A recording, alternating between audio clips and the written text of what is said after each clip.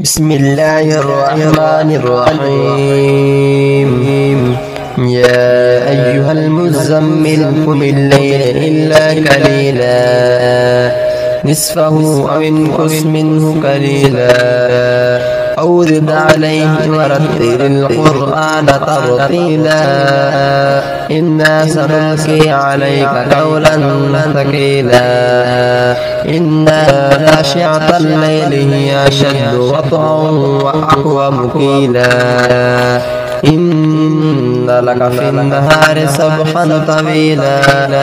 واذكر اسم ربك وتبتل إليه تبتيلا رب المشرق والمغرب لا إله إلا هو فاتخذه وكيلا واصبر على ما يقولون واهجرهم هجرا جميلا وذرني والمكذبين أولي النعمة ومهلهم قليلا إن لدينا أنكالا وجحيما وطعاما ذا غصة وعذابا أليما يوم ترجف الأرض والجبال وكانت الجبال كثيبا مهيلا إنا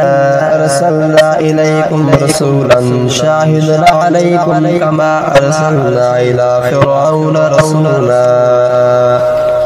فعسى فرعون الرسول فأخذناه أخذا وبيلا فكيف تتقون إن كفرتم يوما يجعل الولدان شيبا السماء منفطر به كان وعده مفعولا إن هذه تذكرة ومن شاء اتخذ إلى ربه سبيلا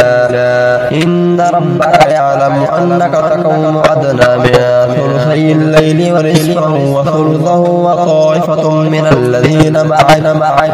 والله يقدر الليل والنهار علم أن تحصوا فطاب عليكم فاقرؤوا ما تيسر من القرآن علم أن سيكون منكم مرضى آخرون يضربون في الأرض